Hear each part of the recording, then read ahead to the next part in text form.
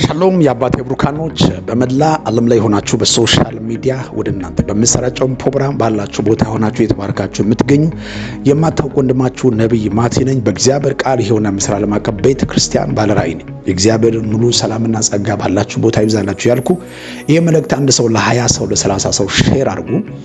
እንዲሁም ለቤቱ አዲስ ከሆናችሁ ሰብስክራይብ ደውለን ምልክቱን በመንካት ቤተሰብ ሁኑልኝ። የእግዚአብሔር ስም ለዘላለም እየተባረከ ይሁን። ዛሬ ይዤ የመጣው ወደ መልእክቱ እንገባለን። ዕብራውያን ምዕራፍ 11 ከቁጥር 1 ጀምሮ ያለው ስለ እምነት እናያለን። የእግዚአብሔርን ቃል አብረን እናንብብ። እንዲህ ይላል፣ እምነት ተስፋ ስለምናደርገው ነገር የሚያስረግጥ የማናየው ነገር የሚያስረዳ ነው። ለሽማግሌዎች የተመሰከረለት በዚህ ነውና ዓለም በእግዚአብሔር ቃል እንደተዘጋጀች፣ ስለዚህ የማይታየው ነገር ከማይታየው እንዳልሆነ በእምነት እናስተውላለን። ቁጥር 4 አቤል ከቃኤል ይልቅ የሚበልጥ መስዋዕት ለእግዚአብሔር በእምነት አቀረበ። በዚህ እግዚአብሔር ስለ ስጦታው ሲመሰክር እርሱ ጻድቅ እንደሆነ ተመሰከረለት። ሞቶም ሳለ በመስዋዕት እስከ አሁኑ ይነገራል። ቁጥር 5 ላይ ሄኖክ ሞት እንዳይ በእምነት ተወሰደ፣ እግዚአብሔር ስለወሰደው አልተገኘም። ሲወስደው እግዚአብሔር ደስ እንዲያሰኝ ተመሰከረለትና ቁጥር 6 ላይ ያለ እምነት ደስ ማሰኘት አይቻልም። ወደ እግዚአብሔር የሚደርስም እግዚአብሔር እንዳለም ለሚፈልጉ ዋጋ እንዲሰጥ ያምን ዘንድ ያስፈልጋል። ክብር ለእግዚአብሔር ይሁን። እዚህ ቦታ ላይ መጽሐፍ ቅዱስ የሚናገረው 6ኛው ቁጥር 6 ላይ ያለው ያለ እምነት ደስ ማሰኘት አይቻልም፣ ወደ እግዚአብሔር የሚደርስ እግዚአብሔር እንዳለም ለሚፈልገው ዋጋ እንዲሰጥ ያምን ዘንድ ያስፈልጋል። መጽሐፍ ቅዱሳዊ የሆነ ሰው በሮሜ ምዕራፍ 10 ላይ በአፉ መስክሮ ይድናል፣ በልቡ አምኖ ይጸድቃል ይላል። አንድ ሰው በሚያምንበት ጊዜ የእግዚአብሔርን ዓለም መቀበል መውረስ የሚችለው ሲያምን ነው። ከቁጥር 7 ላይ በጣም የሚገርና ድንቅ ቃል ኖሄ ገና ስለማይታየው ነገር ተረቶ ገና ሳይታይ ነገሮቹ ወደ አካል ሳይመጣ ተረቶ እግዚአብሔርን እየፈራ ቤተሰቦችን ለማዳን መርከቡን ምን አደረገ? በእምነት አዘጋጅ ይላል። በዚህ ዓለምን ኮነነ ይላል። በእምነት የሚገኘው ጽድቅ ወራሽ ሆነ ይላል። በጣም ድንቅ ቃል። አብርሃምም ቁጥር 8 ላይ አብርሃም የተባለው ርስት አድርጎ ሊቀበለው ወደ ያለው ስፍራ ለመውጣት በእምነት ታዘዘ፣ ወዴትም እንደሚሄድ ሳያውቅ ወጣ ይላል። የእምነት ዓለም ወዳጆቼ በሕይወታችሁ ላይ በኑሯችሁ ላይ እግዚአብሔር የሚናገረውን ተስፋ ቃል ካመንን ነው የሚሆነው። በሕይወታችን ላይ እግዚአብሔር የሚናገረው እግዚአብሔር ለእኛ የተናገረውን ተስፋ ቃል እግዚአብሔር ያወራውን ተስፋ ቃል ተቀብለን ካመንን ነው የሚሆነው። የእምነትን ዓለም መጽሐፍ ቅዱስ ሲናገር አብርሃም ወዴትም እንደሚሄድ ሳያውቅ በእምነት ወጣ ይላል። ኖሄ ገና ያልሆነውን ተረቶበት መርከቡን ሰርቶ ዓለምን ኮነነ ይላል። ያለ እምነት እግዚአብሔርን ደስ ማሰኘት አይችልም። ከቁጥር 6 ላይ ነገር ግን በምንም ሳይጠራጠር በእምነት ይለምን። የሚጠራጠር ሰው በንፋስ የተገፋና የተነቃነቀ የባህር ማዕበል ይመስላልና ሁለት ሐሳብ ላለው በመንገዱ ሁሉ ለሚወለወል ለዛ ሰው ከጌታ ዘንድ አንዳች እንዲያገኝ አይምሰል ይላል። የሚጠራጠር ሰው ከእግዚአብሔር ዘንድ ምንም ማግኘት አይችልም። እምነት የሌለ ሰው ማቴዎስ 21 ላይ ከቁጥር 21 ላይ ኢየሱስ መልሶ እውነት እላችኋለሁ እምነት ቢኖራችሁ ባትጠራጠሩ ይህን ሾላ ተነቀል ብል ይሆንላችኋል። ይህ ተራራ እንኳን ተነቀል ብል ወደ ባህር ተወርወር ብል ይሆንላችኋል። አምናችሁ በጸሎት የምትለምኑ ሁሉ ትቀበላላችሁ ይላል።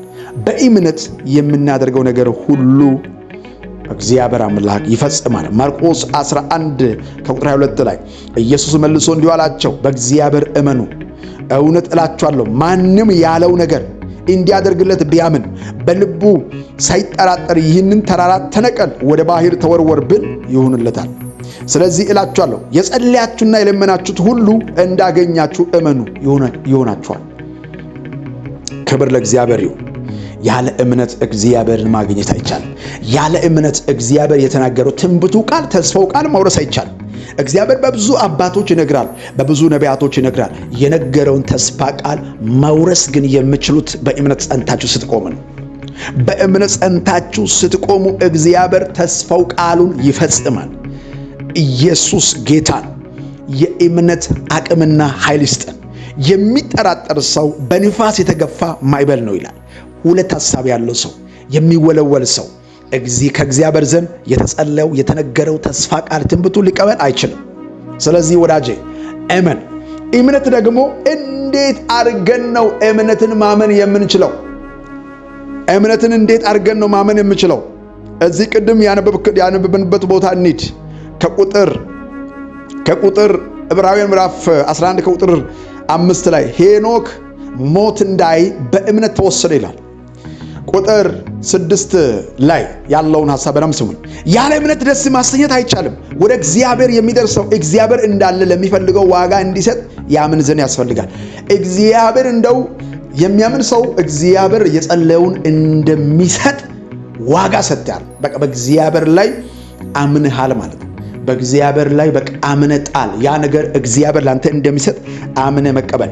ቁጥር 7 ላይ ያለው ኖሄ ገና የማይታየውን ነገር ተረድቶ ሙሉ በሙሉ ተቀብሎ የጥፋት ውሃ እንደሚመጣ ተረድቶ እግዚአብሔርን የፈራ ቤተሰቦችን ለማዳን መርከቡን በእምነት አዘጋጀ።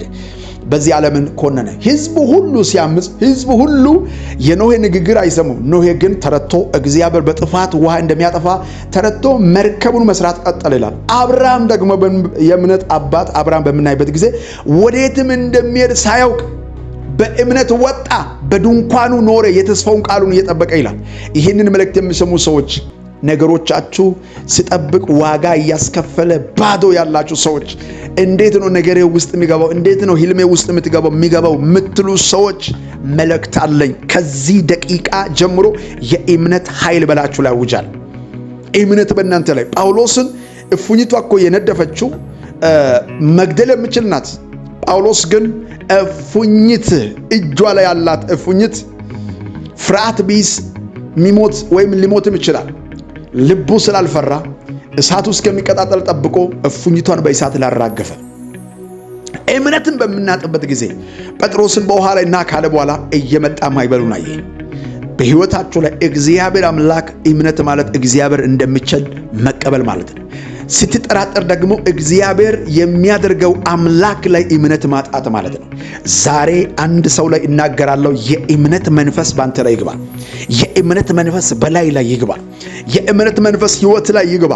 የእምነት መንፈስ በጌታ በኢየሱስ ስም ጥስህ እንድትሄድ የሚያደርግ እንድትፈጥን የሚያደርግ ህልሙ ጋር የሚያስገባ አስተሳሰብን የሚቀይር የእግዚአብሔር መንፈስ በላይ ላይ አወጅኩ። ሕይወትን የሚቀይር አስተሳሰብን የሚቀይር ህልምን በጌታ በኢየሱስ ስም በእምነት መንቀሳቀስ ይሁንልህ። የተነገረው ተስፋ ቃል የሚፈጸምበት ዓመት ይሁን። አንድ ጸሎት ጸልያለሁ። ከዚህ በኋላ እግዚአብሔር የነገረውን ተስፋ ቃል የሚፈጽምበት ዓመት ይሁን። እግዚአብሔር የገባበት ተስፋ ቃል የሚፈጽምበት ዓመት ይሁን። እግዚአብሔር ያለው ላንተ የሚያስረክበት ዓመት ይሁን። በኢየሱስም ጭንጋፋ ተወግዶ፣ ለቅሶ ተወግዶ በሕይወት ላይ በኢየሱስም አንገት መድፋት ቀርቶ ቀና ማለት ይሁንልህ። መሄድ ይሁንልህ። መሻገር ይሁንልህ። ቃሉ ያለው ሕይወትን ይውረስ። ቃሉ ያለው ዘመንን ይውረስ። ቃሉ ያለው አይምሮን ይውረስ። ቃሉ ያለው ሕይወትን በኢየሱስ ስም ሆነ። ላመነው ሰው ይህንን ቃል አውጀዋል። ከዚህ ደቂቃ ጀምሮ ሕይወት ላይ፣ ዘመኔ ላይ፣ ኑሮ ላይ የእግዚአብሔር እጅ ተገለጠ። የቅባቱ ኃይል ባንተ ላይ ጠራው። የጸጋው ኃይል ባንቺ ላይ ጠራው። በኢየሱስም ቅዱሳን በየትኛው ኤሪያ ላሉ በወንጌል አማኝ እንዲሁም በየትኛው እምነት ውስጥ ሆናችሁ የደረሳችሁ የትኛው ጭንጋፋ ከሕይወት ይመታ። በሕይወት ላይ የተማረሰው እንዲሁ በተለያዩ አቅጣጫ ክስ ያለው ሰው ሰዎቹ ተማምሎ ባንተ ላይ የፈረዱበት አዋጁ የተሻረ ይሁን። ባላደረክበት የተገፋ ሰው በኢየሱስ ስም ከተያዘበት ነገርን አስመልጨዋል። ከተያዘበት ያንተ ነገር አስመልጨዋል። በኢየሱስ ስም እንግዳ ነገር ይሁን። አሁን የእግዚአብሔር እጅን አውጀዋል። በኢየሱስ ስም የሚያስመልጥ ጭንጋፋ ተወገደ።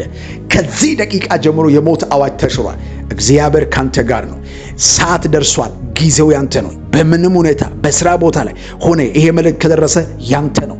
ከዚህ ደቂቃ ጀምሮ የፈራው አይወርስም። ወዳችኋለሁ። አንድ ሰው ለ20 ሰው ሼር አድርጉልኝ።